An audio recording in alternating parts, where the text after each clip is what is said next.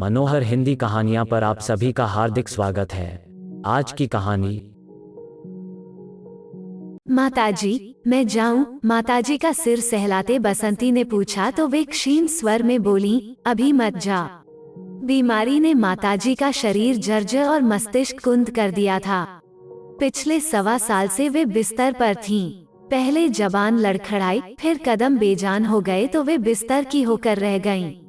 जब तक वे थोड़ा बहुत चल पाती थीं, यही बसंती बाथरूम तक जाने में उनकी मदद कर देती थी। उनका दिमाग ठीक था तो वे बसंती के हाथ में कुछ न कुछ रख देती थीं। कभी रुपए, कभी साड़ी, कभी कुछ और, यानी उसे कभी खाली हाथ नहीं जाने देती। वे सोचती किसके लिए जोड़ना है, अब जो उनकी सेवा कर दे उसी को दे दें। बसंती उनके घर में पिछले 20 साल से काम कर रही थी। उनकी दोनों बहुएं भी उसी के सामने आई थीं। खुद बसंती भी तब 20 की थी, अब 40 की हो गई थी।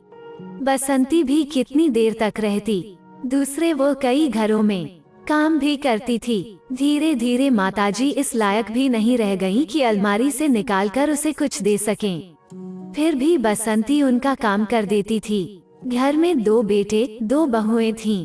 बेटों का अपनी बीवियों को नौकरी करने के लिए मना करने पर माताजी की जिद व प्रयासों से वे नौकरी कर पाई थीं, लेकिन आज जब वे बिस्तर की होकर रह गईं तो बहुएं उनके कमरे में झांकती भी नहीं थीं। छोटी बहू आकर दवाइयां सामने रख जाती थी। जब तक वे खुद खा पाती, खा लेती थीं। जब नहीं खा पाईं तब बसंती का इंतजार करतीं। बड़ी बहू बेमन से भोजन की थाली रख जाती। माताजी के कपड़े जब मलमूत्र से गंदे हो जाते तो उन्हें वैसे ही रहकर बसंती का इंतजार करना पड़ता। बहुएं कमरे में दवाई और खाना रखने आती तो बदबू के मारे नाक भान सिकोड़ कर चली जाती। बसंती सुबह शाम तो उनकी सफाई कर देती, पर दिन भर तो वो नहीं रहती थी। वे अकेले ही घर में पड़ी रहती। बहू बेटे घर पर ताला लगाकर चले जाते। जिन नाते रिश्तेदारों से घर हमेशा भरा रहता था, जीवन के इस अंतिम समय में जैसे उन्होंने भी मुंह फेर लिया। कमरे की दुर्गंध की वजह से वे दरवाजे से झांक कर चले जाते। बीमारी की वजह से उनकी याददाश्त कमजोर हो गई थी, इसलिए वे कुछ को पहचान पाती, कुछ को नहीं। उनके मन में बार बार यही आता कि इस जीवन से तो अच्छी मौत है। उनकी इस दुर्गति को देखकर बेटों का दिल पसीजा तो दोनों ने मिलकर उनके लिए एक नस का प्रबंध कर दिया। चूंकि बैंक में उनका थोड़ा बहुत पैसा पड़ा था, इसलिए कोई दिक्कत नहीं थी। ठीक से देखभाल करना माताजी की, कोई शिकायत का मौका न देना। बड़ा बेटा बोला, जी साहब। नस बोली। छोटा बेटा आने जाने वाले रिश्तेदारों से कहता, हमें माताजी की बहुत चिंता रहती है, इसलिए नस रख दी है। बहुत कर रहे हो, रिश्तेदार कहते। दिन भर घर में कोई नहीं रहता। नस सुबह सफाई करती और शाम को सबके घर आने से पहले कर देती। बाकी समय कुर्सी पर बैठी या तो पत्रिका पढ़ती या स्वेटर बुनती रहती। बसंती इधर उधर से काम निपटा कर माताजी को देखने पहुंच जाती। कमरे में पहुंचती तो नस को अपने आप में ही व्यस्त पाती। गंध आ रही है, कहीं माताजी ने पॉटी तो नहीं कर दी। पता नहीं, अभी तो साफ की थी। माताजी को भी चैन नहीं, जब देखो तब कपड़े खराब करती रहती हैं। सारा दिन यही काम है। बसंती को देखकर माताजी की अधखुली आंखों में चमक आ जाती। वे किसी को पहचाने न पहचाने, पर बसंती को अवश्य पहचान जाती। जिंदगी भर शान से जीने वाली माताजी एक नस की डांट खाकर सहम कर और भी सिकुड़ जाती। देखो, पेशाब की थैली भर गई, गिर जाएगी, ये भी खाली नहीं की तुमने। बसंती नस को उसके काम की याद दिलाती। तुझे क्या मतलब है, नस तिलमिला कर कहती। घर की मालकिन है क्या, मुझसे सवाल जवाब करती रहती है। यह मेरा काम है, मैं देख लूंगी। इतने में बसंती माताजी को पलटा कर देखने लग जाती तो पाती माताजी पूरी तरह गंदगी में सनी हुई हैं। नस वापस लौटती तो बसंती को चुपचाप सफाई करते हुए पाती। बसंती के चेहरे पर गुस्सा होता, पर जानती थी अभी कुछ बोलेगी तो झगड़ा हो जाएगा। बसंती को सफाई करते देख नस को थोड़ा शर्मिंदगी का एहसास होता और वो कहती, अभी तो सफाई की थी, फिर कर दी होंगी। साब लोगों से बसंती नस की शिकायत नहीं कर पाती। सोचती दिन भर घर में कोई रहता नहीं है। डांट पड़ने पर नस भी भाग गई तो इस सूने घर में माताजी के साथ कोई भी न रहेगा। बसंती का हृदय माताजी के लिए करुणा से भर जाता। इन बड़ी बड़ी महलनुमा कोठियों में ऐसा ही होता है। कई घरों का हाल देख चुकी है बसंती। बेटे बहुएं बड़ी बड़ी नौकरी करते हैं और दिन भर घर से गायब रहते हैं। बच्चे पढ़ने के लिए बाहर चले जाते हैं और बुजुर्ग इसी तरह एक कमरे में बिस्तर पर अकेले पड़े हुए मौत का इंतजार करते हैं। दिन बीतते जा रहे थे। धीरे धीरे माताजी की आवाज भी कम होने लगी। वे कभी कभार ही कुछ शब्द बोल पाती, लेकिन बसंती को देखकर अभी भी उनकी आंखें चमक जाती और उनके होंठों के हिलने से लगता कि वे बसंती से कुछ बोल रही हैं। लेटे लेटे माताजी के पीछे की तरफ घाव होने लगे तो बसंती ने हिम्मत करके छोटी बहू से कह दिया, बहू जी, माताजी की पीठ में घाव होने लगे हैं, डॉक्टर को दिखा दो। वे तेरी सास हैं या मेरी? बड़ी फिक्र पड़ी है तुझे। छोटी बहू कड़कती हुई बोली, बहू जी, मैं तो सिर्फ बता रही थी। तूने कब देखा? नस ने तो कुछ नहीं बताया। नस किस लिए रखी है?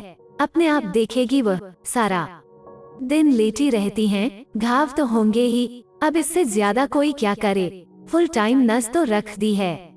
लेकिन बहू जी, सेवा तो अपने हाथ से होती है। आप लोग तो घर में रहते नहीं हो, नस थोड़े ही इतना करेगी। बसंती किसी तरह हिम्मत कर बोल गई। तभी बड़ी बहू बीच में बोल पड़ी, तू जरा कम बोला कर और अपने काम पर ध्यान ज्यादा दिया कर। अपने काम पर तो ध्यान देती हूँ। बसंती धीरे धीरे बुदबुदाती हुई अपने काम पर लग गई।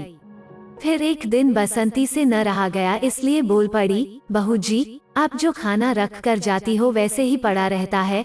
माताजी से सब्जी रोटी कहाँ खाई जाती होगी? कुछ जूस, सूप, दलिया, खिचड़ी आदि बना दिया करो न उनके लिए। हाँ, कई नौकर लगे हैं न यहाँ, और कोई काम तो है नहीं हमारे पास सिवा एक काम के। दोनों बहुएं एक साथ बड़बड़ाने लगती और बसंती चुपचाप माताजी के क्षीण होते शरीर को देखती रहती। माताजी के बैड सोर बड़े होने लगे थे। नस घावों की सफाई भी ठीक से नहीं करती, ऊपर से माताजी का पेट चलता तो दवाई भी ठीक से न दे पाती।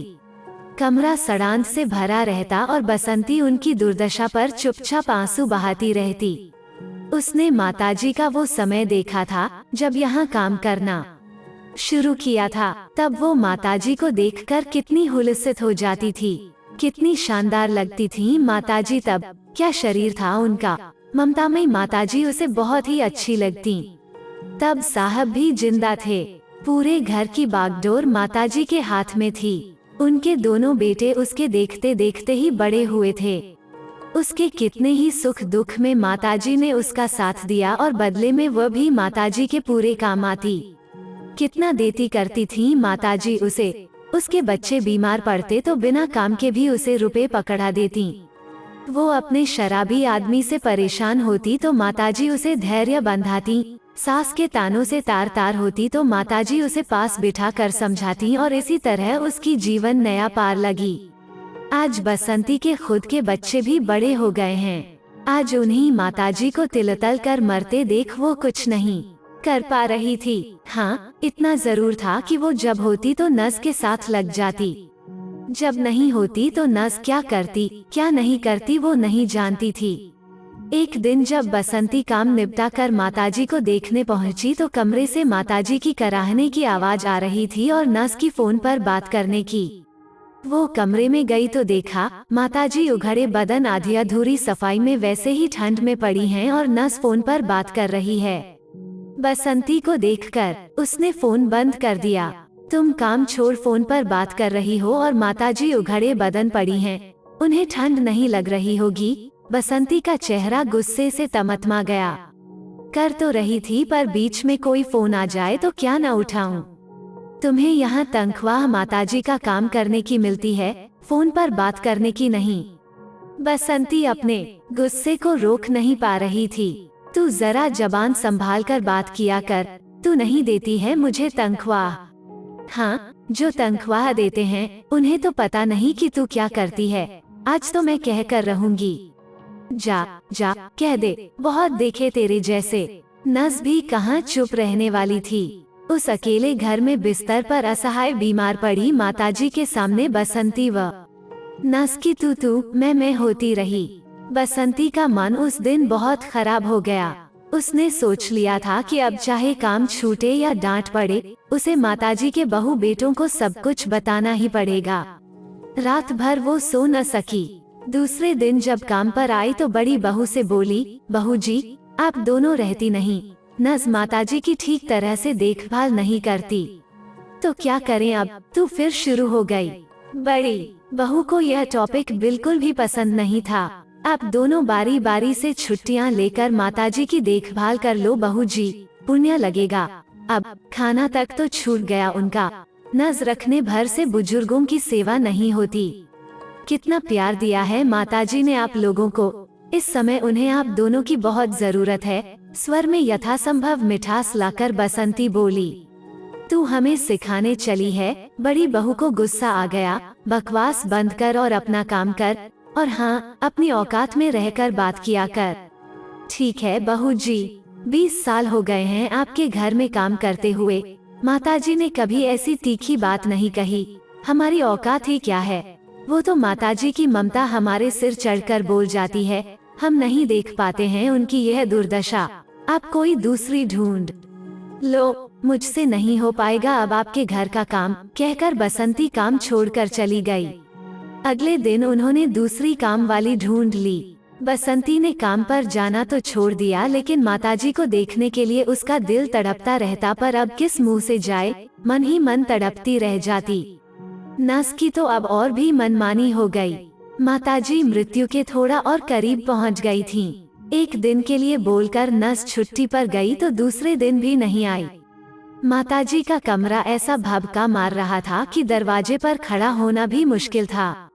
बहुओं ने गंध बाहर न आए, इसलिए कमरे का दरवाजा बंद कर दिया। शाम को बेटे घर आए तो अपनी बीवियों से पूछा, नस आई थी आज? नहीं तो क्या, माँ वैसे ही पड़ी हैं अब तक। किसी ने सफाई नहीं की, खाना नहीं खिलाया। कौन करता सफाई? बहुएं चिढ़ गईं। अरे बसंती को ही जाकर बुला लाते, माँ के लिए वो आ जाती। कौन बुलाता उस निकचड़ी को?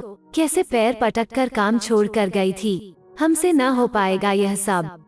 बीवियों से भिड़ना बेकार था, यह दोनों बेटे जानते थे। बड़ा बेटा बसंती के घर गया और उसे बुला लाया। माताजी का नाम सुनकर बसंती ने आने में एक पल भी नहीं लगाया। बहुओं ने उसे देखकर मुंह फेर लिया। बसंती ने पूरे मनोयोग से माताजी की सफाई की। गीले तौलिए से पूरे शरीर को पोंछा, मालिश की। उनकी चादर और कपड़े बदले और सारे कपड़े धोकर सुखाने डाल दिए। फिर माताजी के लिए पतली खिचड़ी बनाई और मनोहार से खिलाई। बसंती के प्यार मनोहार से माताजी ने 1-2 चम्मच खिचड़ी खा ली। बसंती को आज माताजी की हालत और दिनों से भी गिरी हुई लगी। अनुभवी आंखें समझ गईं कि माताजी कल का सूरज शायद ही देख पाएंगी। इसलिए वो बड़े बेटे से बोली, साब नज नहीं है तो आज रात में यहीं रुक जाती हूँ। बहू बेटे खुश हो गए। रात बसंती माताजी के कमरे में सो गई। बसंती को सामने देखकर माताजी भी चैन से सो गईं। उनके सोने के बाद बसंती भी लेट गई। सुबह माताजी की खांसी की आवाज सुनकर बसंती की नींद टूट गई।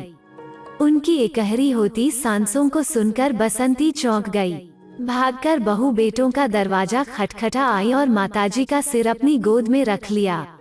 सांस लेते लेते माताजी ने निरीह नजरों से अपने बेटे बहुओं को देखा, फिर बसंती के चेहरे पर जाकर उनकी नजर टिक गई। उनका मुंह हल्का सा कुछ बोलने को खुला और प्राण पखेरु उड़ गए। बसंती का विलाप उस बड़ी कोठी के बाहर भी सुनाई दे रहा था। दूसरे दिन माताजी की अंतिम यात्रा का प्रबंध हो गया। रिश्तेदार आए, बहू बेटों ने छुट्टी ली और पूरी औपचारिकता निभाई। शाम को बसंती जाने लगी तो बहुओं ने उसके काम के रुपए लाकर उसके हाथ में रख दिए। यह क्या है? बसंती ने पूछा। तुम्हारे काम का पैसा है, माताजी तुमको बहुत चाहती थीं, इसलिए ज्यादा ही दिया है। बहू जी, बसंती कसैले स्वर में बोली, माताजी तो मेरी अन्नदाता थीं, बहुत दिया है उन्होंने हमें जिंदगी भर। हम उनके प्यार का कर्ज तो कभी नहीं उतार पाएंगे। माताजी के लिए किए काम का हमें कुछ नहीं चाहिए। उनका आशीष मिल गया हमें। आखिरी समय उनके मुंह में अन्न जल डाल पाए। हमारे लिए यही बहुत है। यह रुपए आप संभाल कर रख लो। जब आप लोग बुढ़ापे में इस बिस्तर पर पड़ोगे, तब आया को देने के काम आएंगे। यह कह सुबकती हुई बसंती गुस्से में दंदनाती चली गई और एक अनपढ़ साधारण नौकरानी की बात को मन ही मन तोलते चारों उच्च शिक्षित तथाकथित सभ्य समाज के कर्णधार भौचक्के से खड़े एक दूसरे की शक्ल देखते रह गए। अगर आपको यह वीडियो पसंद आया तो इसे लाइक कीजिए, शेयर कीजिए और इस चैनल को सब्सक्राइब कीजिए। धन्यवाद।